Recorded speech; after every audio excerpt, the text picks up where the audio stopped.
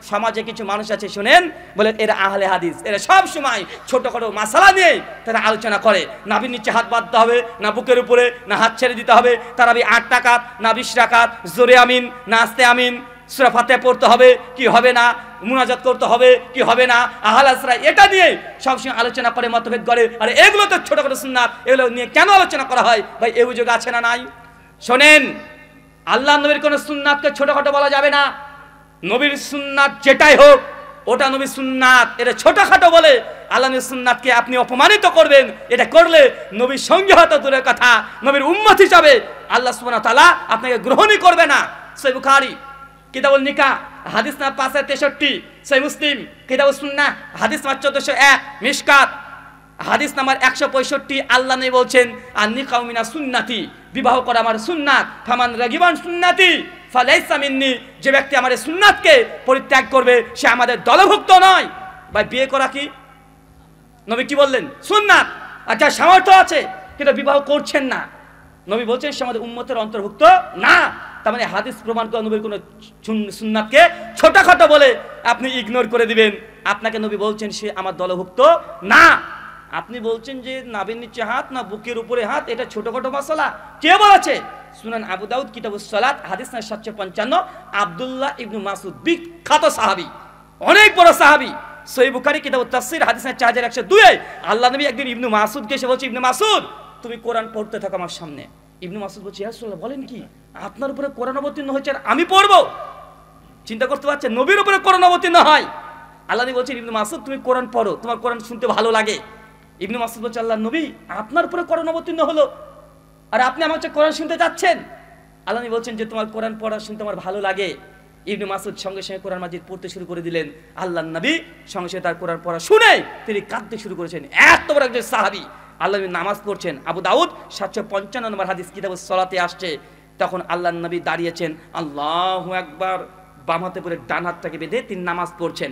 ইবনে মাসউদ এসে নবীর ডান পাশে দাঁড়িয়ে পড়েছে, উনিও বলছেন আল্লাহু আকবার। কিছু বুঝতে পেরেছেন? হাতের দিকে তাকান, বুঝতে পারবেন কি হয়েছে। ডান হাতে পরে বাম হাত, আল্লাহ নবী কিভাবে বেঁধেছে? বাম হাতে পরে ডান হাত। চাচা আপনারা কিভাবে বাঁধেন? বাম হাতে পরে ডান হাত বাঁধি না আমরা। ইবনে মাসউদ কিভাবে বেঁধেছে? ডান হাতে পরে বাম হাত। আল্লাহ নবী নামাজরত অবস্থাতে, ওই অবস্থাতে যখন দেখছি ইবনে মাসউদ তো ভুল বেঁধে ফেলেছে, আল্লাহ নবীর সঙ্গে সাথে তার হাতটাকে এভাবে তুলে এইভাবে নামাজরত অবস্থায় তিনি করে দিলেন। আপনি বলছেন হাত বাঁধাটা ছোটখাটো সুন্নাত, যদি ছোটখাটো সুন্নাত হতেন আল্লাহ নবী নামাজকে শেষ করতেন, শেষ করে বলতেন যে ইবনে মাসউদ তোমার হাত বাঁধাটা ভুল হয়েছে, কেন এইভাবে বাঁধলে? এইভাবে বাঁধতে হয়। নবী নামাজ শেষ করার অপেক্ষা করে নাই, নামাজের মধ্যে তার হাত বাঁধাকে ঠিক করে দিয়েছে। আপনি কিসের ভিত্তিতে বলছেন যে হাত বাঁধা নাভির নিচে না বুকের উপরে এটা ছোটখাটো সুন্নাত? কিভাবে বলতে পারেন? আল্লাহ নবীর কোনো সুন্নাত ছোটখাটো নয়। আপনাকে আমি শুধু এতটুকু বুঝিয়ে দিচ্ছি, দেখেন আমরা আহলে হাদিস যারা আছি তাদের যদি বাচ্চা একটা ছেলেকে প্রশ্ন করেন যে ভাই আপনারা বুকের উপরে হাত বেঁধে কেন নামাজ পড়েন, আলাসরা উত্তর কি দেবে?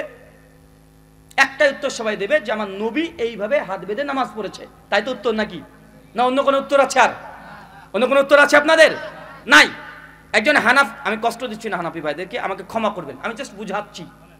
একজন হানাফি ভাইকে জিজ্ঞাসা করবেন যে ভাইজান আপনি নাভির নিচে কেন হাত বেঁধেছেন? উনি বলবেন যে আমাদের মাযহাবে এটা আছে। সাধারণ যারা আছে, যারা মাদ্রাসায় লেখাপড়া করেনি তাদের উত্তর এটা যে আমাদের হানাফি মাযহাবে এরকম আছে, তাই আমরা নাভির নিচে আমরা হাত বাঁধি। আর তাদের আলেমদেরকে যদি জিজ্ঞাসা করেন যারা মাদ্রাসায় পড়েছে, দাওরা দিয়েছে, মুহাদ্দিস ফুকাহ হয়ে গেছে, তাদেরকে বলবেন যে ভাই আপনার নাভির নিচে কেন হাত বাঁধছেন? ওরা বলবে যে ইমাম আবু হানিফা রাহিমাহুল্লাহ তিনি আমাদের ইস্তেহাদ করে এই ফতোয়া দিয়েছেন, তাই আমাদের হানাফি মাযহাব অনুসারে আমরা নাভির নিচে হাত বাঁধি। উত্তরের মধ্যে পার্থক্য বুঝতে পেরেছেন? আহলে হাদিসরা বলবে, একটা বাচ্চা ছেলেও বলবে আমার নবী তিনি বুকের উপরে হাত বেঁধেছেন, আমরা বাঁধি। তারা বলবে মানে ইমাম আবু হানিফা নাভির নিচে হাত বাঁধতে বলেছে তাই বাঁধি। তো তুমি কার আনুগত্য করলে? তুমি কার অনুসরণ করলে? আল্লাহ তা বলছে যে নবীর অনুসরণ করবে, আর নবীন তিনি নবীর সঙ্গে জান্নাতে থাকবে। আপনি পৃথিবীতে যার আনুগত্য করবেন, যার অনুসরণ করবেন, জান্নাতে আপনি তার সঙ্গে থাকবেন। আপনি যদি ইমাম আবু হানিফার আনুগত্য অনুসরণ করেন, জান্নাতে আপনি ইমাম আবু হানিফার সঙ্গে থাকবেন। কিন্তু আহলে হাদিস আমরা নবীর আনুগত্য অনুসরণ করছি, জান্নাতে কার সঙ্গে থাকবো? আর একটু ভালোভাবে বুঝিয়ে দিই মাসালাটা, আকীদাকে বুঝতে হবে। আমল একই আমল, দুজনই করব, কিন্তু দুজনে ভাগ হয়ে যাবে। শাফি মাযহাব বাংলাদেশে নাই, আছে নাকি? শাফিরা আছে আমাদের ইন্ডিয়ার কেরালা, সাউথ ইন্ডিয়া যেটাকে বলা হয়, ওইখানে আছে অজস্র শাফি মাযহাবের আছে। মালয়েশিয়াতেও অনেক বেশি আছে। আমি একজন শাফি মাযহাবের অনুসারীকে প্রশ্ন করছি, মানে জানার জন্য জাস্ট আমি বলছি, কেরলাতে ওখানকার ভাষা তো মালায়ালিয়াম, তেলেগু বুঝেন নাকি? হ্যাঁ, ভগবান কাড়ে অন্যডু টেন্নো পবার থেকে আনামানচুডু, কিছু বুঝবেন? তো উনাকে আমি প্রশ্ন করছি জাস্ট, যে ভাইজান, যে আপনারা ইমাম পেছনে সূরা ফাতিহা পড়েন? বলছে জি পড়ি। আপনাদেরকে দেখলাম জোরে আমিন বলতে নামাজে, ওরা শাফি মাযহাবের, হানাফি না, শাফি মাযহাবের, তো জোরে আমিন বলেন? জি বলি। আমি প্রশ্ন করলাম কেন বলেন, কেন ফাতিহা পড়েন ইমাম পেছনে? হানাফিরা তো পড়ে না, আপনারা পড়েন কেন? উনি তখন বলছেন যে আমাদের ইমাম শাফির মাযহাবে ইমাম পেছনে ফাতিহা পড়াটা ওয়াজিব, না পড়লে নামাজ হবে না, জোরে আমিন বলতে হবে, আমাদের ইমাম শাফি রাহিমাহুল্লাহ বলেছেন। তার মানে বুঝতে পারলাম শাফি মাযহাব অনুযায়ী ইমাম পেছনে ফাতিহা পড়াও লাগবে, জোরে আমিন বলাও লাগবে। কথা কি বুঝতে পারছেন? আচ্ছা, আহলে হাদিস যারা আছে তাদেরও ইমাম পেছনে ফাতিহা পড়েন কি পড়েন না? আপনারা পড়েন, আপনারা জোরে আমিন বলেন। আচ্ছা, আপনাদেরকে যদি জিজ্ঞাসা করি আপনারা জোরে আমিন কেন বলেন, ফাতিহা কেন পড়েন, আপনাদের উত্তর কি? আল্লাহ নবী পড়েছেন, তিনি পড়ার অনুমতি দিয়েছেন, আদেশ করেছেন যে তোমরা ফাতিহা পড়ো। যখন গায়রিল মাগযুবি আলাইহিম ওয়াজ-যালিন বলবেন ফাকাল আমিন, তখন তোমরা আমিন বলো। মাদ্দাবিয়া সাউতেহা রাফাবিয়া সাউতেহা, সুনান তিরমিজি হাদিস না 248, সহিহ বুখারী হাদিস না 780, 81, 82, তিরমিজিতে আসছে মাদ্দাবিয়া সাউতেহা রাফাবিয়া সাউতেহা, আওয়াজটাকে উঁচু করো এবং টেনে টেনে বলো আমিন, এইভাবে বলো। আল্লাহ বলতে বলেছেন, তাই আমরা আহলে হাদিসরা বলি, আমরাও আমিন বলি, শাফিরাও আমিন বলে। দুজনের আমল এক, কিন্তু উদ্দেশ্য পার্থক্য আছে না নাই?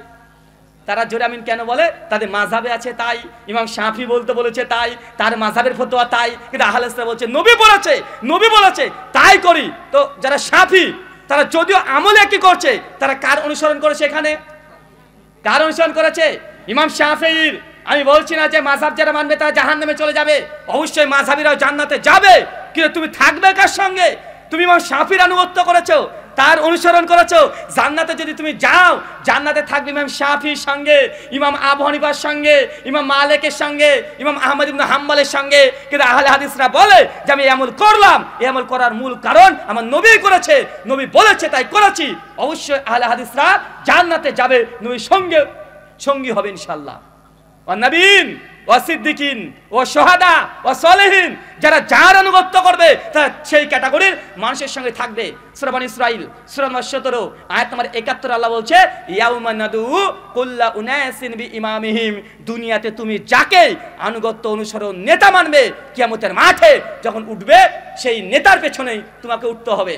তুমি যদি চরমনে পীর সাহেবকে যদি ফলো করো, কিয়ামত কার মাঠে কার সঙ্গে উঠবে? তুমি কার সঙ্গে?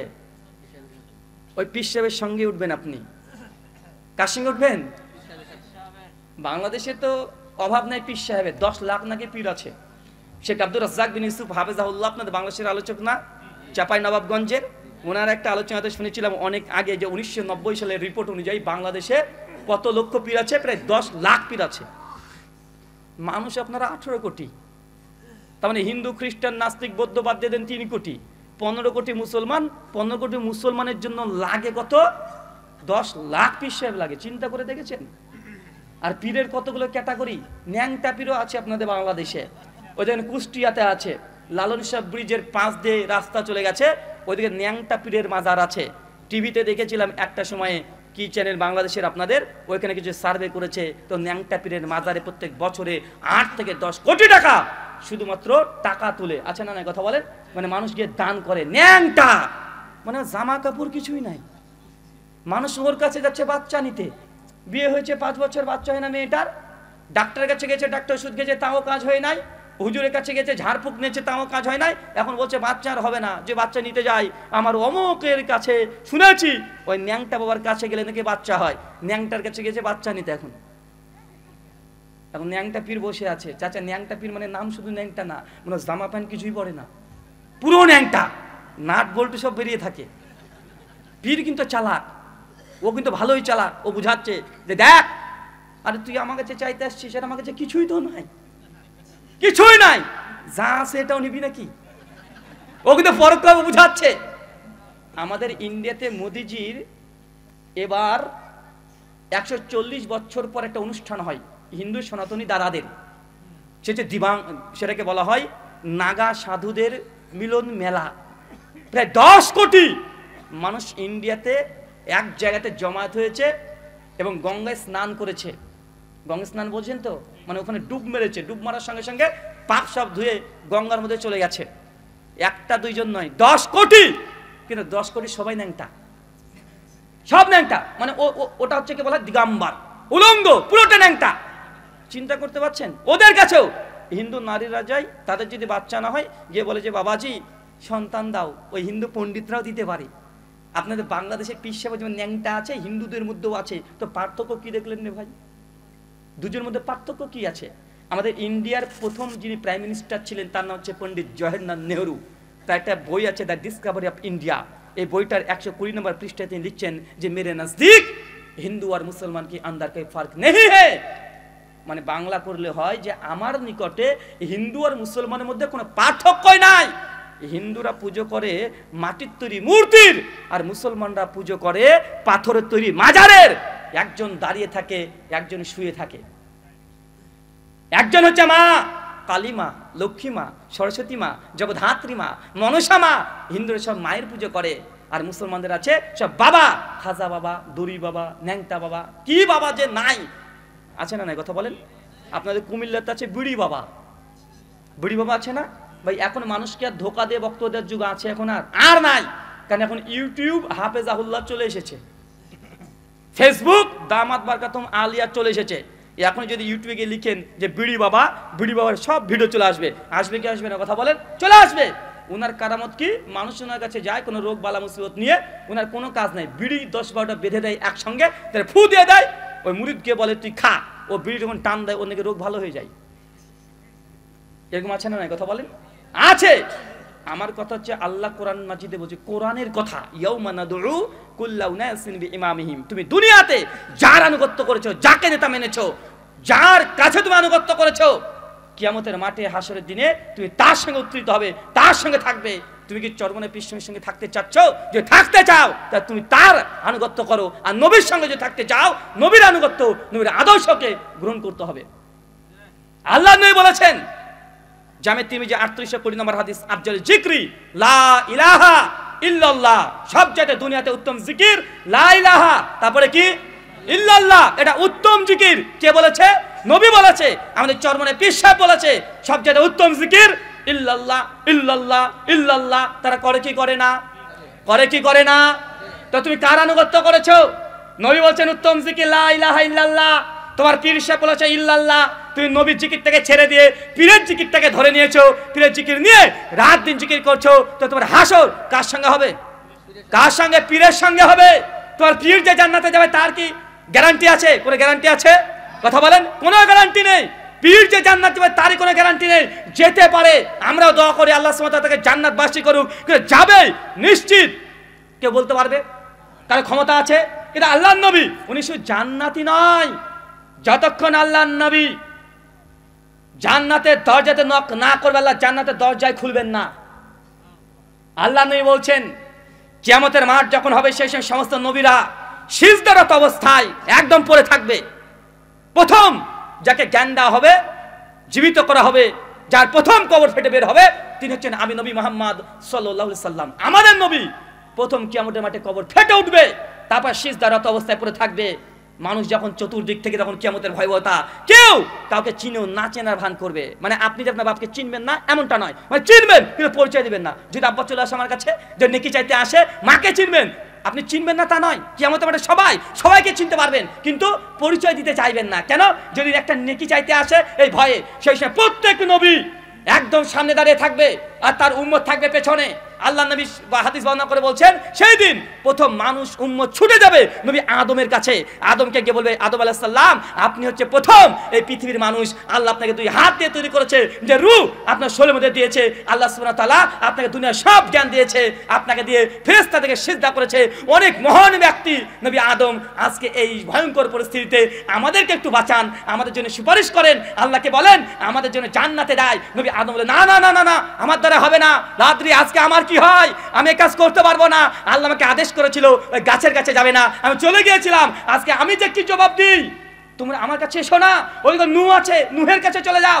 সবাই ছুটে গিয়ে নূহের কাছে যাবে। নূহ আলাইহিস সালামকে বলে, আল্লাহ নবী নূহ আপনি প্রথম নবী, আপনার পূর্বে আল্লাহ কাউকে নবুয়ত দেয় নাই, তিনি প্রথম রাসূল, আজকে আমাদেরকে রক্ষা করেন। নবী নূহ আলাইহিস সালাম বলবেন, আমি এই কাজ করতে পারবো না।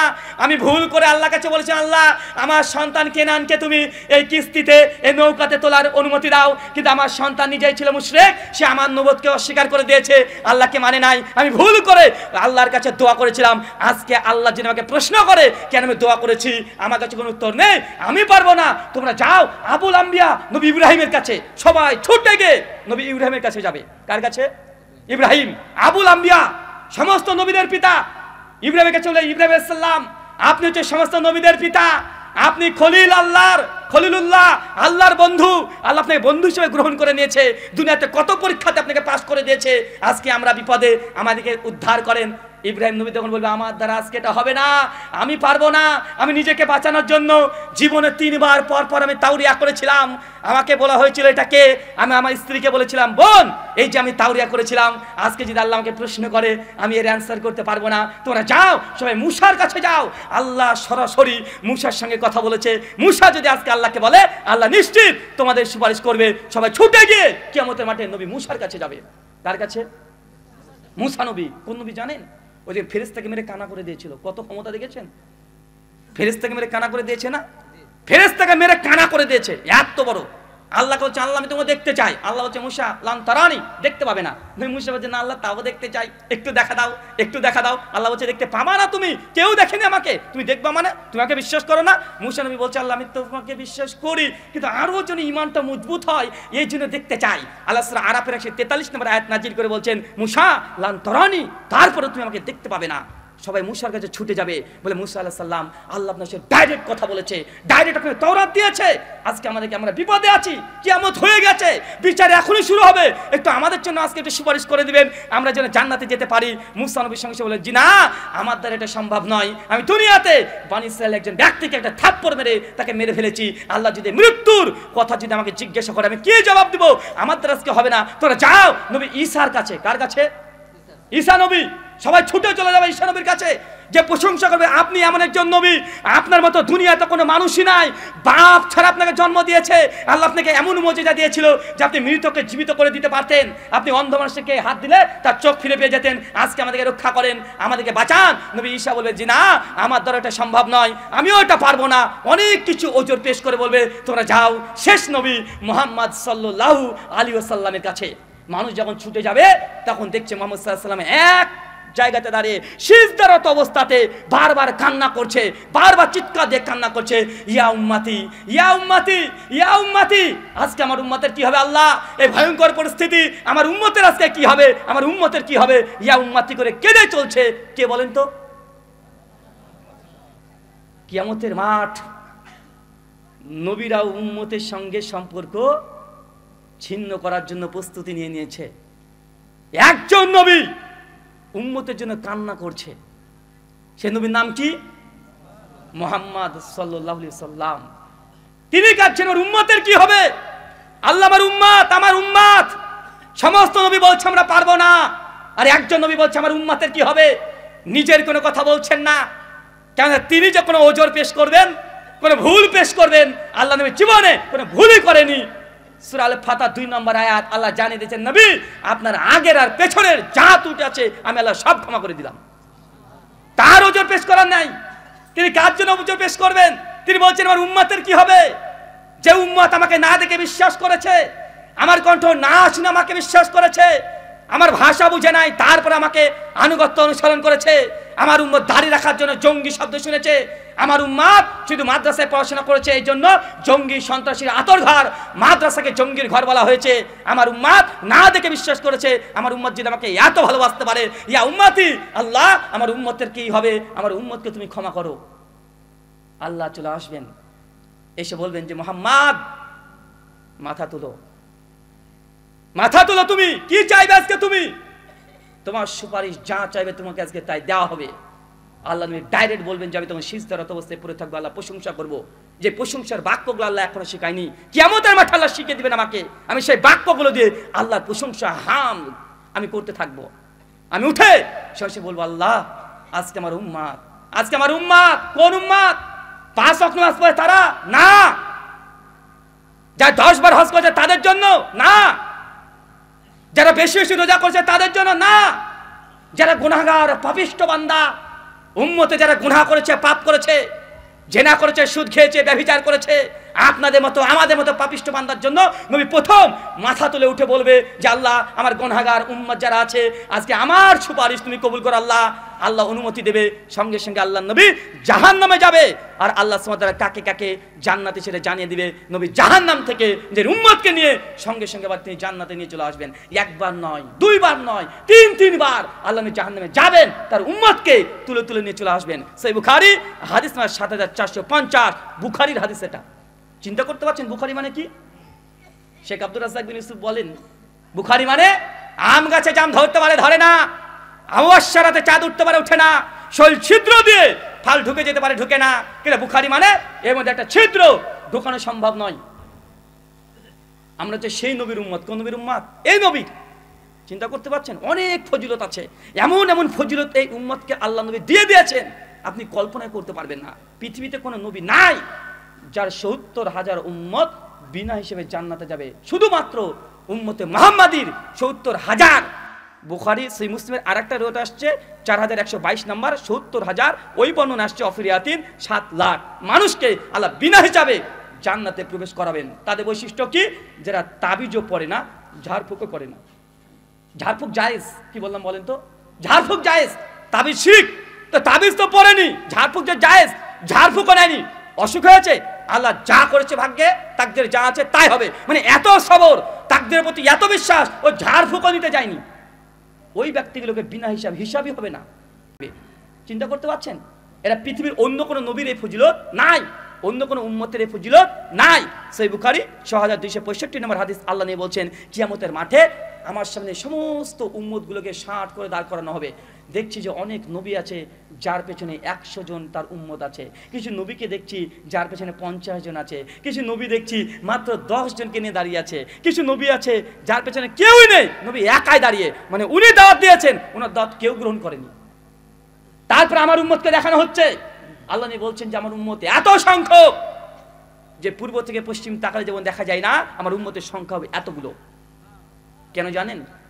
ইমাম হাজার ফাতুল বাড়ির মধ্যে এই হাদিসের শরহ করতে গিয়ে বলছেন, কেননা আগেকার নবীদের উম্মতরা দুনিয়াতে তার নিয়ামত পেয়ে পূর্ণ হয়ে গেছে। কিভাবে? সেই সময়তে নবীরা আসতো, বাপও নবী, বেটাও নবী, নাতিও নবী। যেমন নবী ইব্রাহিম তিনি নবী, তিনি এক বেটা ইসমাইল তিনি নবী, তার আর এক বেটা ইসহাক তিনিও নবী, ইসহাকের বেটা ইয়াকুব তিনিও নবী, তার বেটা ইউসুফ তিনিও নবী। মানে এক পরিবারে 10-12টা করে নবী, মানে একটা গ্রামে 10-12টা নবী। কথা বুঝতে পারলেন না? তারপরে হতভাগা এতগুলো নবীকে তারা গ্রহণ করেনি। চিন্তা করতে পারছেন? একই সময় 8টা-10টা করে নবী থাকতো সেই সময়। বনী ইসরাইলের মধ্যে দেখেন নবী ঈসা তিনি নবী, তার চাইতে 6 মাসের বড় আরেকজন নবী ইয়াহিয়া তিনিও নবী একই সময়। সেই সময় নবী জাকারিয়া তিনিও নবী, একসঙ্গে 3 জন নবী। তো আগেকার উম্মত তারা নবী আর নবী পেয়েছে, কিন্তু আমাদের উম্মতে মুহাম্মদী দেখেন আমরা নবী পেয়েছি? নবীকে দেখেছি? কবে তিনি এসেছেন? 1400 বছর আগে, 1500 বছর ধরে কোনো নবী নাই, কিন্তু তারপর না দেখে বিশ্বাস 180 কোটি তাকে মানুষ বিশ্বাস করে। নবী ঈসাকে বিশ্বাস করেছে মাত্র 11 জন। কতজন? 11 জন। নবী নূহ আলাইহিস সালাম তিনি 950 বছর দাওয়াত দিয়েছে, তাফসীর কুরতুবীর মধ্যে আসছে তার দাওয়াতে মাত্র 50 থেকে 60 জন ইসলাম গ্রহণ করেছে, বাকি কেউ গ্রহণ করেনি। নিজের স্ত্রী গ্রহণ করেনি, নবী নিজের স্ত্রী, তার নিজের সন্তান কেনান ঈমান আনে নাই। লূত আলাইহিস সালামের স্ত্রী ঈমান আনে নাই, সূরা তাহরিম 11 নম্বর আয়াত। কিন্তু আপনি যে ঈমান নিয়ে এসেছেন, আপনার মর্যাদা কত নবীর কাছে দেখেছেন? আপনি এখনো বুঝতেই পারেননি আমরা কোন নবীর উম্মত হিসেবে এসেছি। আল্লাহ বলছেন প্রথম জান্নাতের দরজা আমি ঠক ঠক করব, ফেরেশতার সঙ্গে সে গেট খুলবে, কে? আমি মুহাম্মদ, আনা মুহাম্মদ। ফেরেশতার সঙ্গে বলে জি হ্যাঁ, আপনার কথা আল্লাহ বলেছে, আপনি ছাড়া প্রথমে কেউ যেন জান্নাতে প্রবেশ করতে না পারে। নবী মুহাম্মদ সাল্লাল্লাহু আলাইহি ওয়াসাল্লাম থাকবেন, তার পেছনে উম্মত আমরা থাকবো। আল্লাহ জান্নাতে প্রথমে প্রবেশ করছেন। আপনি এখনো বুঝতেই পারেননি, আপনি পিঠ ধরে বসে আছেন ভাই, আপনি মাজারের এই মরা মানুষের কাছে চলে গেছেন। যে উম্মতের জন্য নবী কান্নাকাটি করবে কিয়ামতের মাঠে, সে উম্মত আজকে নবীকে বাদ দিয়ে পীরের প্রেমে হাবুডুবু খাচ্ছে। হায় আফসোস। আল্লাহ সুবহানাহু ওয়া তাআলা আপনাদের প্রত্যেককে হেদায়েতের পেয়ালা পান করার সকলে বলি আমিন। আরেকটা হাদিস আপনাকে বলি, সহিহুল বুখারী হাদিস নম্বর 136 বড় ভাবে আসছে, আর তুরুক জমা করে ইমাম আহমদ তার মুসনাদে আহমদের হাদিস না 2546। শেখ আল্লামা নাসিরুদ্দিন আলবানী সিলসিলা হাদিসের সহিহের মধ্যে সনদকে সহিহ বলেছেন। আল্লাহ নবী বলছেন কিয়ামতের মাঠে প্রত্যেক উম্মত যখন লাইন দিয়ে দাঁড়িয়ে থাকবে, সামনে থাকবে তার নবী, একজন ঘোষক এসে ঘোষণা করবে, ফেরেশতা এসে ঘোষণা করবে এই মুহাম্মদকে কি আছে, মুহাম্মদ আহমদ কে আছে, এবং তার সঙ্গপাঙ্গকে আল্লাহ ডেকেছেন। সমস্ত উম্মত আর তুমি তার নবীরা অবাক হয়েছে, কি ব্যাপার? আরে মুহাম্মদ সাল্লাল্লাহু আলাইহি ওয়াসাল্লাম তিনি তো শেষ নবী, আমরা প্রথম, বিচার আমাদের হবে না, শেষ নবীর বিচার আগে হবে, তাকে স্পেশাল ভাবে ডেকে পাঠিয়েছে।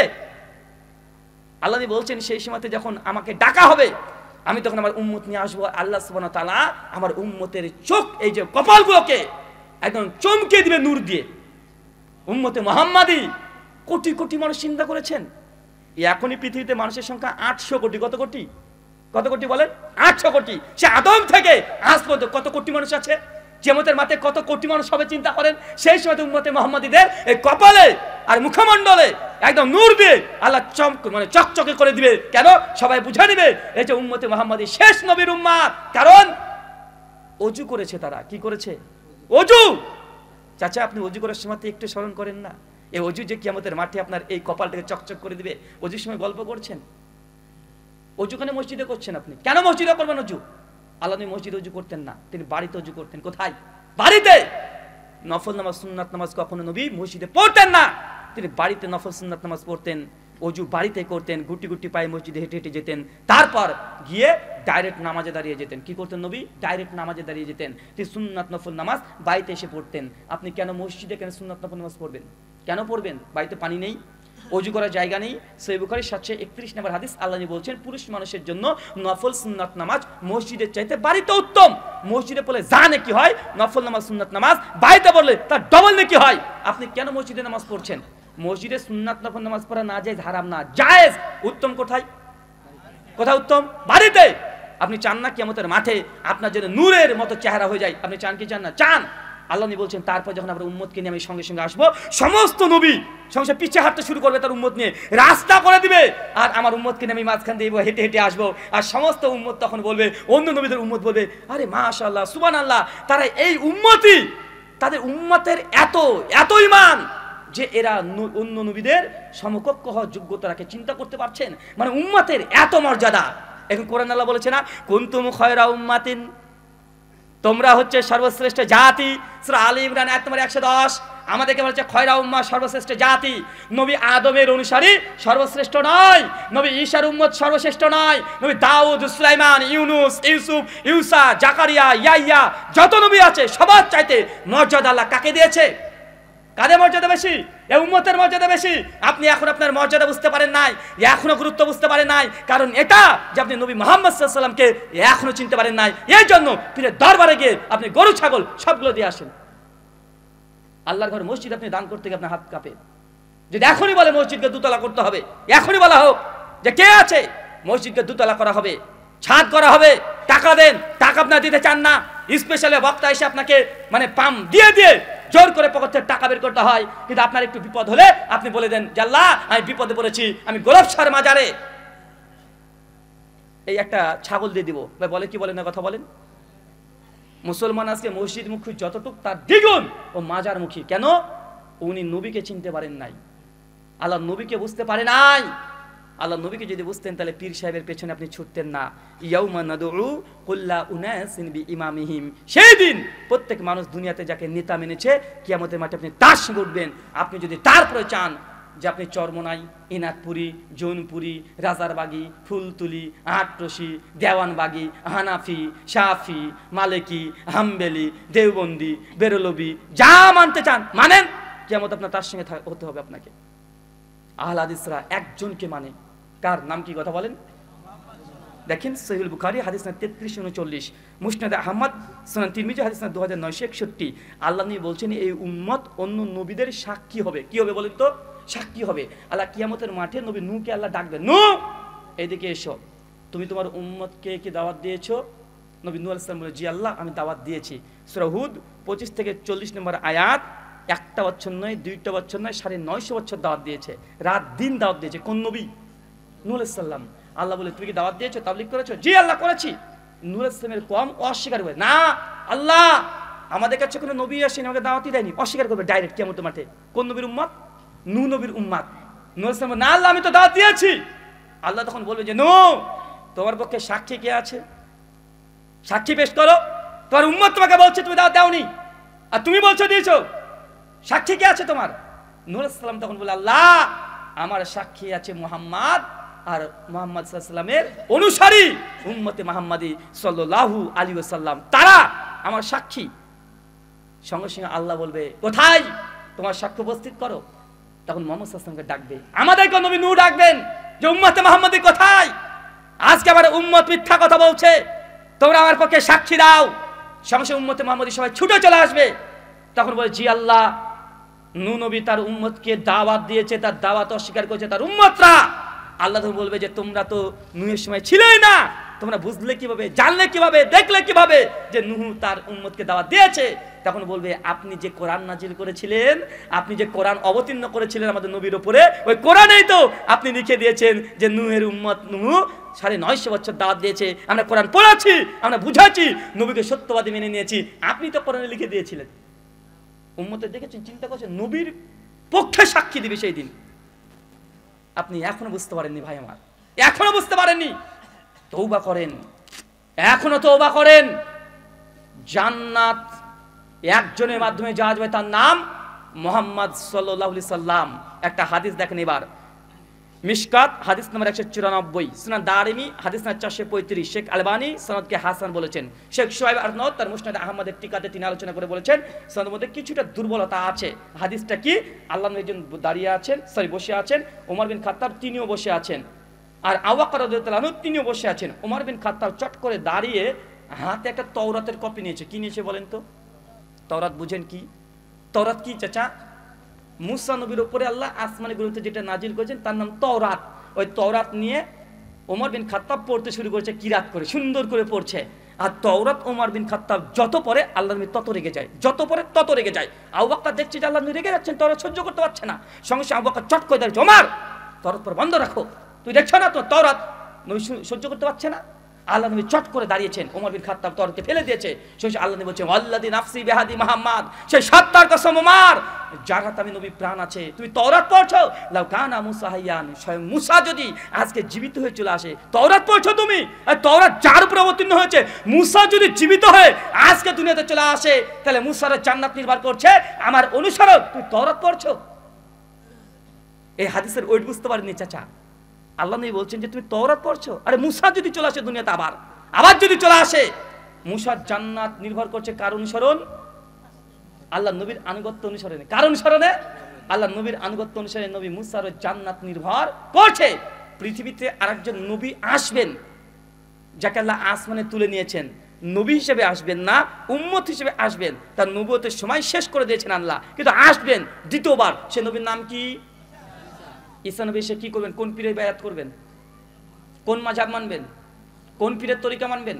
চিশতিয়া, কাদারিয়া, নাকশবন্দিয়া, মুজাদ্দিদিয়া, হানাফি, শাফি, মালিকি, হাম্বলি, দেওবন্দি, বেরলবি, জামাত ইসলামী, চরমনাই, এনাদপুরি, জৌনপুরি, রাজারবাগি, ফুলতুলি, দেওয়ানবাগি, আটরশি, আরো যে কত বাগি আছে রে ভাই।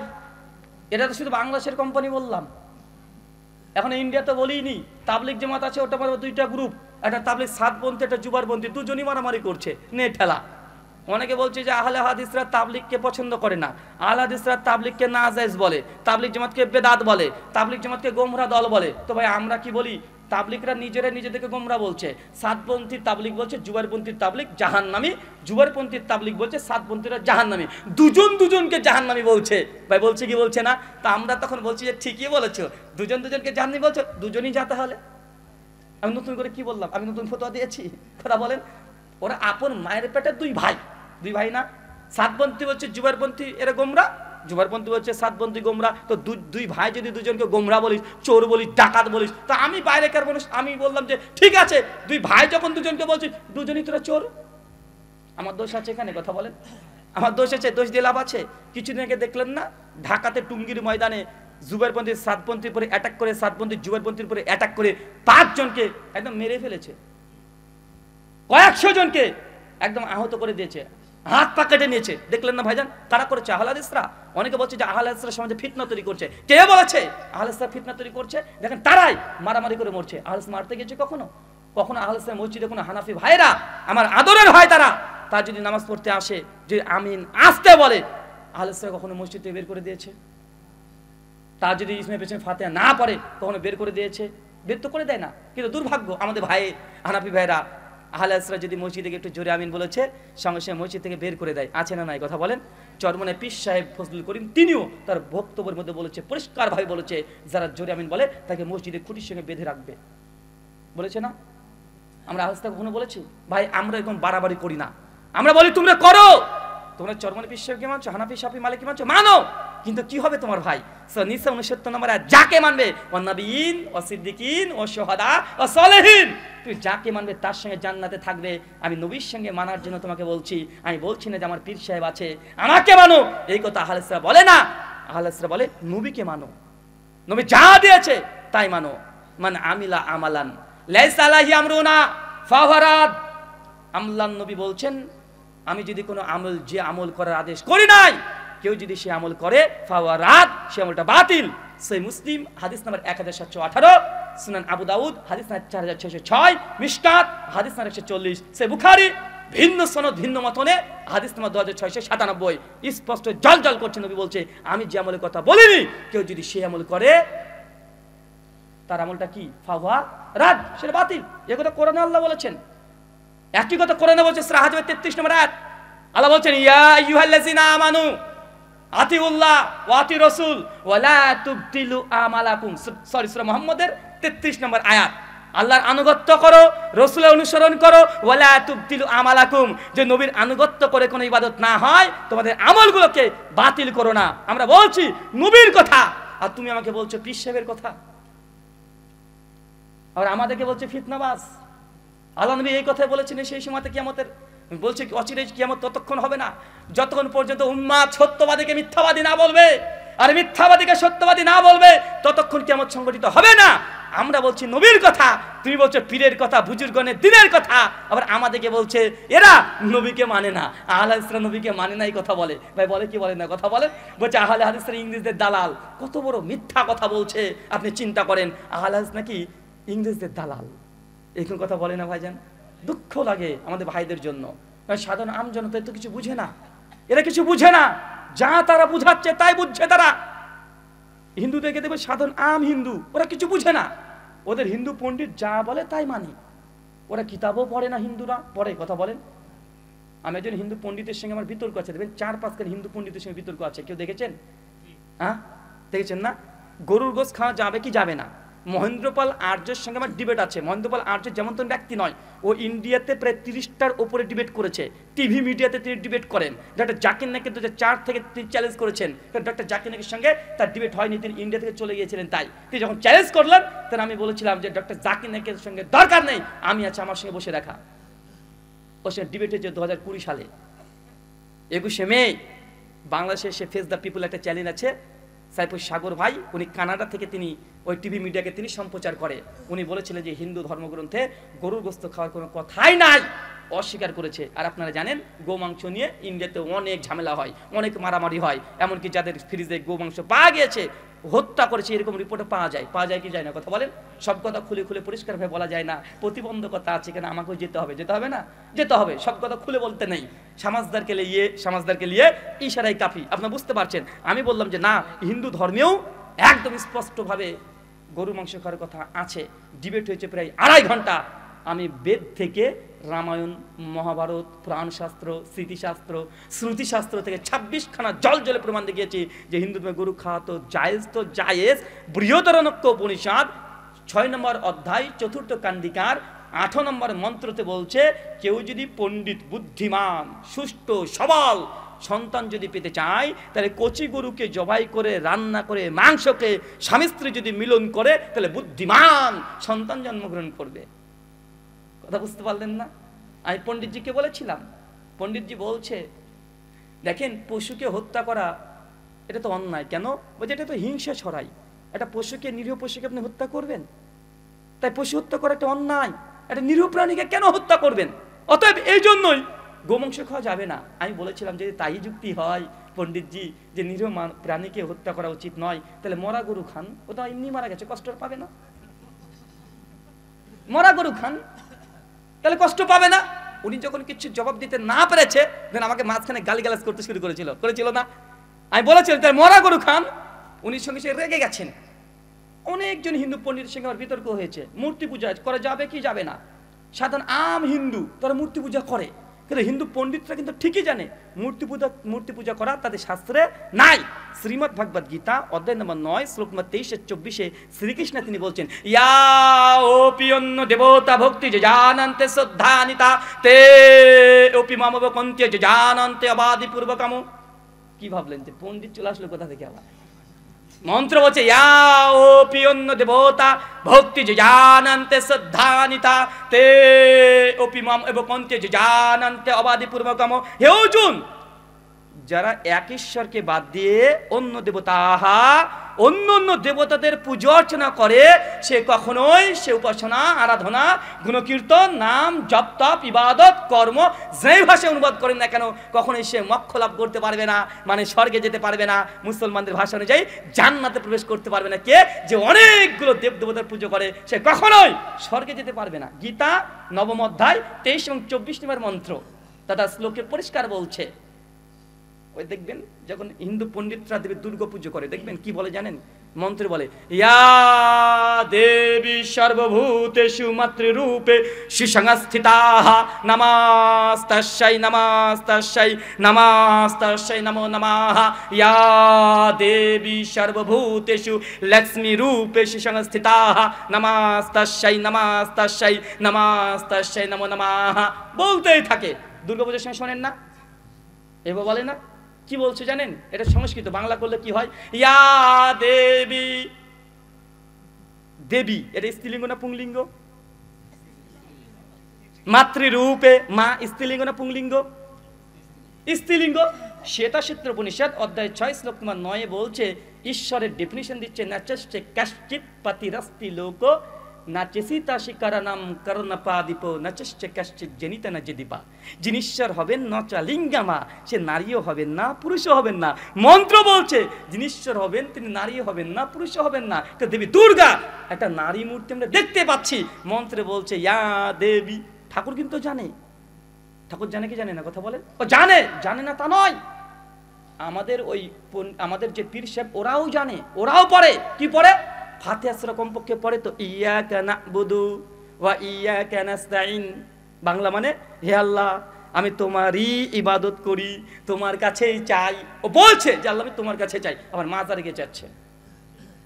আচ্ছা না কথা বলেন? ওদের পীরের ওসিলা দিয়ে চাও, তাহলে আল্লাহ দিবে না। পীরের ওসিলা লাগবে, আল্লাহ দেবে না। আমি বলেছিলাম ওকে, ভাই পীর সাহেব বলছে যে বান্দা এত গুনাহ করেছে, এত পাপ করেছে, তাই বান্দার দোয়া আল্লাহ ডাইরেক্ট কবুল করবেন না। এই জন্য মাঝখানে পীর সাহেব লাগবে। ভাই বলে কি বলে না যে বান্দা এত গুনাহ করেছে, এত পাপ করেছে, ডাইরেক্ট বান্দার কথা আল্লাহ শোনে না।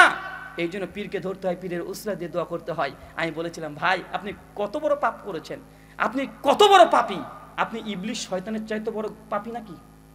বা ইবলিশ শয়তানের চাইতে বড় পাপী কেউ আছে সৃষ্টি জগতে? কেউ আছে? ইবলিশ শয়তানকে সূরা আরাফের 14 নম্বর আয়াতে যখন দেখলেন সবকিছু হয়ে গেল, আল্লাহ বলছেন যে ইবলিশ তোকে এই জান্নাতে থাকা যাবে না, আদম হাওয়া তোমরা জান্নাতে থাকতে পারবে না, সব দুনিয়াতে পাঠাবো তোমাদেরকে একসঙ্গে, সবাই চলে যাও ওখানে, আর জান্নাতে থাকা যাবে না।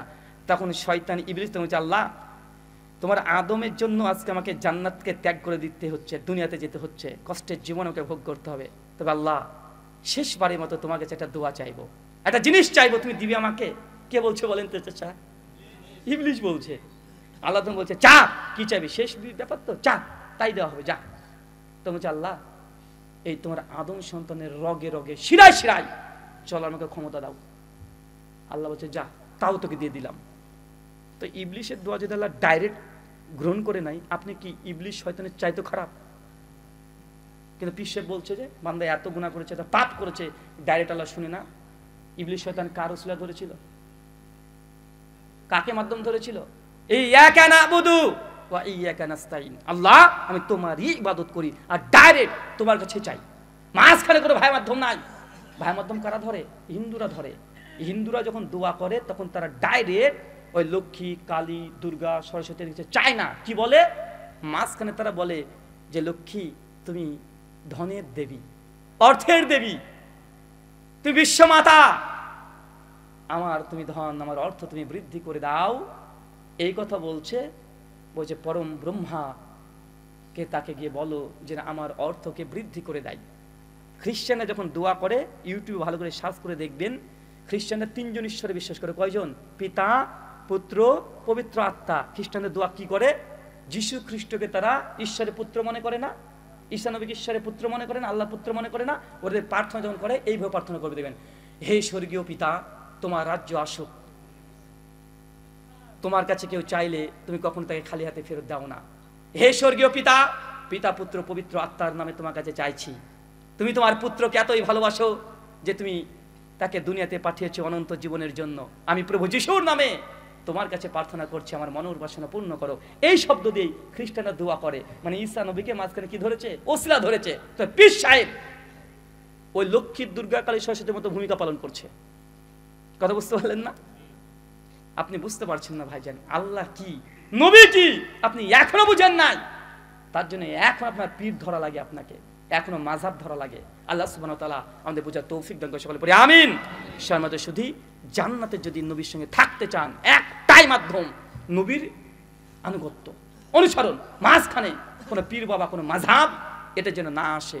আর দুটো আমলের কথা বলবো, যে আমল দুটো এক লাইনে বলে দিব। এক, সুনান আবু দাউদ 1320, আল্লাহ নবীর কাছে একজন সাহাবী এসে বলছেন যে ইয়া রাসূলুল্লাহ আপনি রাত্রে কেমন কেমন আমল করেন আমি দেখতে চাই। কেন? নবী তাহাজ্জুদের নামাজ, নফল নামাজ বাড়িতে পড়ে, মসজিদে পড়ে না, তাই নবী কি যে আমল করে সবাই তো দেখতে পায় না। ওই সাহাবী চলে এসেছে নবীর কাছে রাত্রিবেলাতে, আল্লাহ নবী আমি রাত্রের আমল দেখবো। তো আচ্ছা ঠিক আছে, দেখবে, কোনো সমস্যা নেই।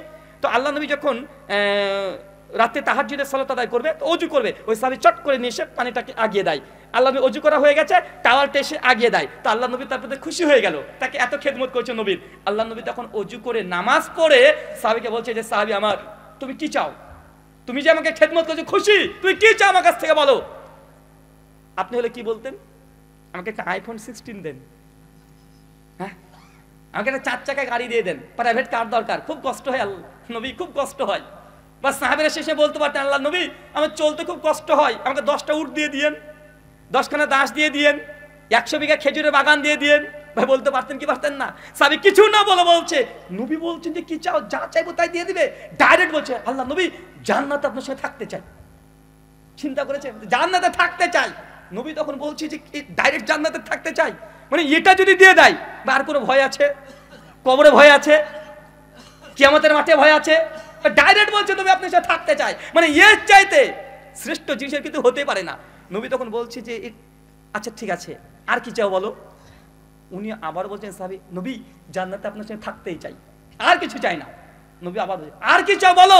শুনলাম তো, নবী কিছু চাই না, আপনার সঙ্গে জান্নাতে থাকতে চাই, এটার ব্যবস্থা করে দেন। আল্লাহ তখন বলছেন সত্যি তুমি যদি এটা চাও তাই রাত্রিবেলা উঠে আজ জন্য আমাকে ইবাদত করতে দেখলে তাহাজ্জুদ গুজার হয়ে যাও, তাহাজ্জুদে সিজদায় পড়ে থাকো। যে যত বেশি সিজদায় থাকবে সে তত বেশি আমি নবীর নিকটবর্তী হতে থাকবে। তাহাজ্জুদ এমন সালাত যে সালাত নবীর পাশে প্রতিবেশী হিসাবে থাকার জন্য মাধ্যম। ইনশাআল্লাহ তাহাজ্জুদ হবে তো? যুবকরা তুমি তো খুব রক্ত গরম করে ফেলো, আহলে হাদিসরা কেন জিহাদ করে না? তুমি জিহাদ করে দেখো রাতে তাহাজ্জুদের সালাত আদায় করে। বলে এই যে আমেরিকাতে, লন্ডনে, ইউক্রেন, ব্রিটেন এখানে নবীকে অপমান করেছে, রাস্তাতে নেমে তুমি আন্দোলন করছো, ভালো কথা, কিন্তু নবী তুমি সঙ্গী হতে চাও না? যদি চাও তাহাজ্জুদ গুজার হতে হয় তোমাকে। নবী বলেছেন যে যত বেশি তাহাজ্জুদ গুজার হবে সে তত বেশি নবীর নিকটবর্তী হয়ে যাবে।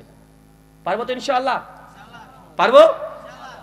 সুনান তিরমিজি 568 নম্বর হাদিস। আরেকটা হাদিস আপনাকে দিয়ে যাই। নবীর সঙ্গী হওয়ার জন্য আল্লাহ নবী বলছেন কোন ইয়াতীম সন্তান যদি কেউ মানুষ করে, প্রতিপালন করে, তাহলে সেই ব্যক্তি আর আমি জান্নাতে এইভাবে থাকবো। মানে এরকম পাশাপাশি নবী দেখাচ্ছে এইভাবে। কি করতে হবে বলেন তো? এতিম সন্তান এলাকাতে আছে?